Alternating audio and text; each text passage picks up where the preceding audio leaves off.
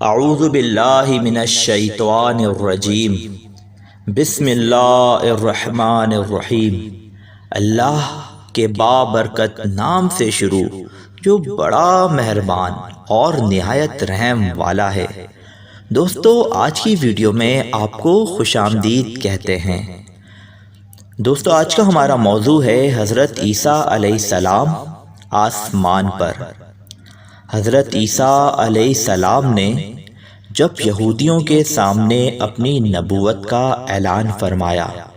تو چونکہ یہودی تورات میں پڑھ چکے تھے کہ حضرت عیسیٰ مسیح علیہ السلام ان کے دین کو منسوخ کر دیں گے، اس لیے یہودی آپ کے دشمن ہو گئے، یہاں تک کہ جب حضرت عیسیٰ علیہ السلام نے یہ محسوس فرما لیا کہ یہودی اپنے کفر پر اڑے رہیں گے اور وہ مجھے قتل کر دیں گے، تو ایک دن آپ نے لوگوں کو مخاطب کر کے فرمایا کہ کون میرے مددگار ہوتے ہیں اللہ کے دین کی طرف۔ 12 یا 19 حواریوں نے یہ کہا کہ ہم خدا کے دین کے مددگار ہیں، ہم اللہ پر ایمان لائے اور آپ گواہ ہو جائیں کہ ہم مسلمان ہیں۔ باقی تمام یہودی اپنے کفر پر جمے رہے، یہاں تک کہ جوش عداوت میں ان یہودیوں نے آپ کے قتل کا منصوبہ بنا لیا، اور ایک شخص کو یہودیوں نے جس کا نام تتیانوس تھا آپ کے مکان میں آپ کو قتل کر دینے کے لیے بھیجا۔ اتنے میں اچانک اللہ تعالیٰ نے حضرت جبریل علیہ السلام کو ایک بدلی کے ساتھ بھیجا، اور اس بدلی نے آپ کو آسمان کی طرف اٹھا لیا۔ آپ کی والدہ جوش محبت میں آپ کے ساتھ چمٹ گئیں تو آپ نے فرمایا کہ اے اماں جان،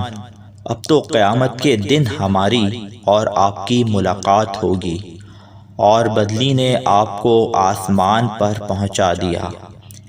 یہ واقعہ بیت المقدس میں شب قدر کی مبارک رات میں وقوع پذیر ہوا۔ اس وقت آپ کی عمر شریف بقول علامہ جلال الدین سیوطی علیہ رحمہ 33 برس کی تھی، اور بقول علامہ زرقانی شارح مواہب اس وقت آپ کی عمر شریف 120 برس کی تھی،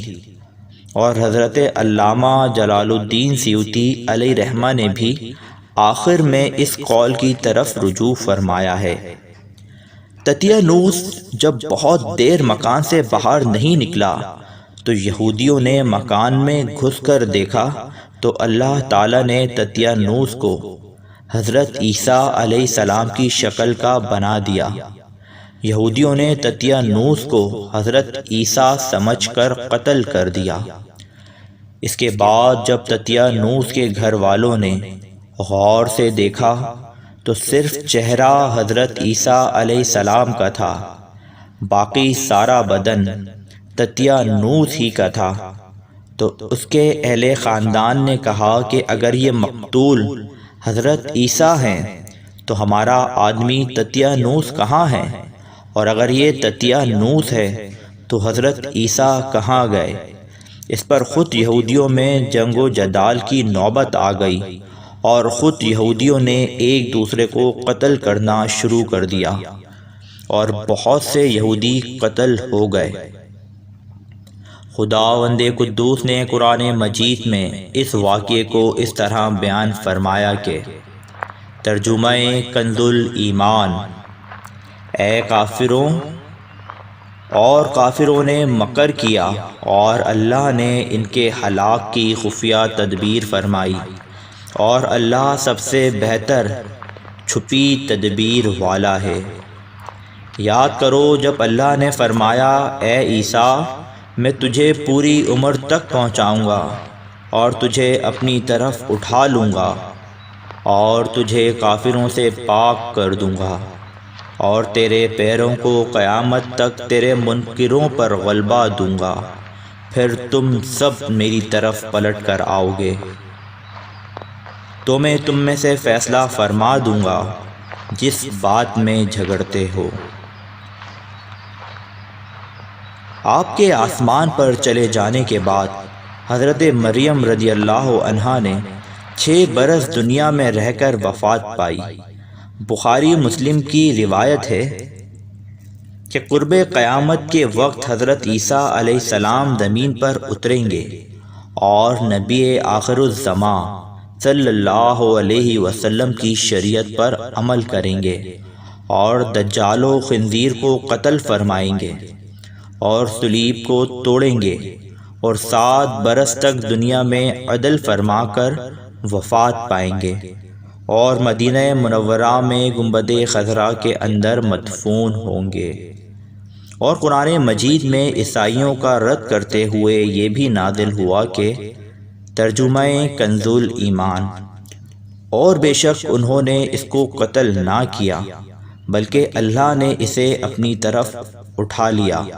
اور اللہ غالب حکمت والا ہے۔ اور اس سے اوپر والی آیت میں ہے کہ ترجمہ کنز ایمان، انہوں نے نہ اسے قتل کیا اور نہ اسے سولی دی بلکہ ان کے لیے اس کی شبیہ کا ایک بنا دیا۔ خلاصہ کلام یہ ہے کہ حضرت عیسیٰ علیہ السلام یہودیوں کے ہاتھوں مقتول نہیں ہوئے اور اللہ نے آپ کو آسمانوں پر اٹھا لیا۔